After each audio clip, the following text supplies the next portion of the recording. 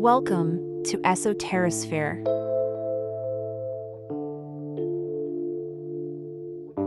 The Bible mentions them just once, briefly and without explanation. Mysterious giants called the Nephilim, born from the union of divine beings and human women. It's a strange footnote in Genesis. But in a banned ancient text, their story unfolds in apocalyptic detail. This is what the Book of Enoch says about the Nephilim and why that story was buried. In the canonical Bible, Genesis chapter 6 says, "When human beings began to increase in number on the earth, and daughters were born to them, the sons of God saw that the daughters of humans were beautiful, and they married any of them they chose." The Nephilim were on the earth in those days, and also afterward, when the sons of God went to the daughters of humans and had children by them. They were the heroes of old, men of renown.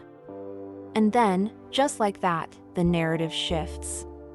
God is grieved by humanity's wickedness, and the decision is made to wipe the slate clean. So who exactly were these sons of God? Why was their presence, and especially their offspring, so catastrophic that the entire world had to be flooded into oblivion? And perhaps most importantly, why does the Bible go silent right when it starts getting interesting? To understand the full picture, we have to go outside the Bible, to a text once widely read and revered, only to be later cast aside. The Book of Enoch. In 1 Enoch, the veil is lifted. We learn that the sons of God were a group of angels known as the Watchers, divine beings assigned to observe humanity and guide it from afar. But curiosity, or perhaps lust, drew them closer. Led by a chief named Shemahaza, 200 Watchers made a pact to descend to earth and take human wives, even knowing it would mean divine punishment. Their children were the Nephilim, beings of immense size, strength, and hunger. These giants weren't just tall, they were cosmic mistakes. According to Enoch, they turned violent, devouring animals, crops, and eventually people. Nothing could satisfy their appetites. The world itself began to bleed under their presence. And the corruption didn't stop there. The Watchers, in their rebellion, taught humanity forbidden arts, metalworking and weapons,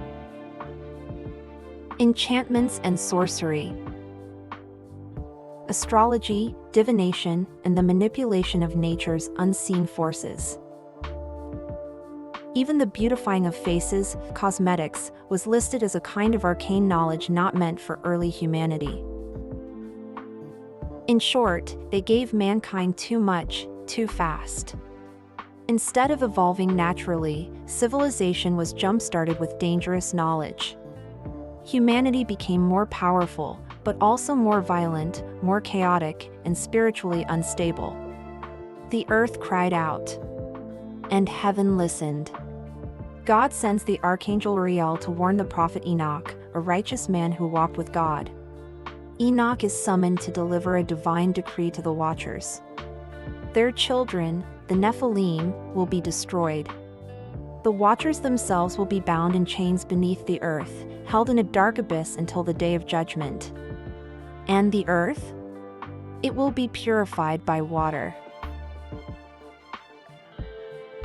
According to this telling, the Great Flood wasn't just a punishment for human sin. It was a divine quarantine.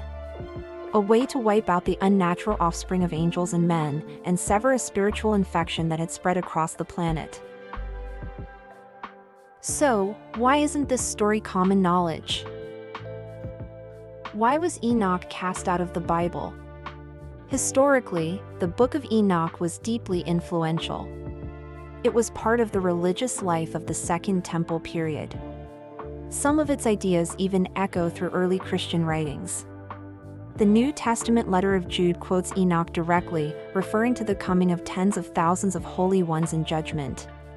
But by the 4th century CE, it had vanished from the canon in most traditions. Why? There's no single answer, but a few compelling theories. First, the imagery. Angels falling in love with humans and producing giants? It was too strange, too mythological, too close to pagan stories of gods interbreeding with mortals. Second, the content. Enoch is dense with esoteric cosmology, layers of heaven, angelic hierarchies, solar calendars, secret portals. It doesn't read like the rest of the Bible. It reads like a blueprint of the unseen realms.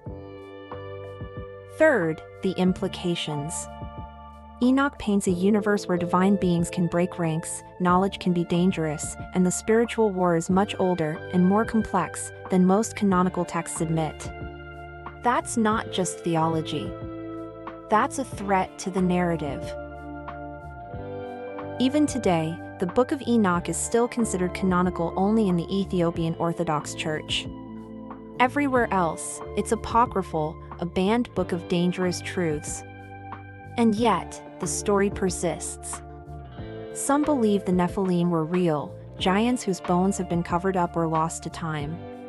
Others say the tale is symbolic, a metaphor for forbidden knowledge, for tampering with nature, or for the blending of spirit and flesh before humanity was ready. And then there are those who think the bloodline never truly ended. That echoes of the Watchers and their offspring still ripple through human history, in legends, in secret societies, in strange anomalies we're not supposed to question. Whether you see the Nephilim as literal giants, fallen hybrid beings, or archetypal symbols of corruption, the message of the Book of Enoch is clear. Some knowledge carries a price. Some boundaries aren't meant to be crossed. And sometimes, the stories we aren't told are the ones we most need to understand. Thanks for watching. If you enjoyed this video, please consider clicking the like button and subscribing to the channel. It really helps us out. Don't forget to tap that notification bell to be notified whenever a new video drops. And if you have any suggestions for future videos, let us know in the comments. Brightest of blessings to you all.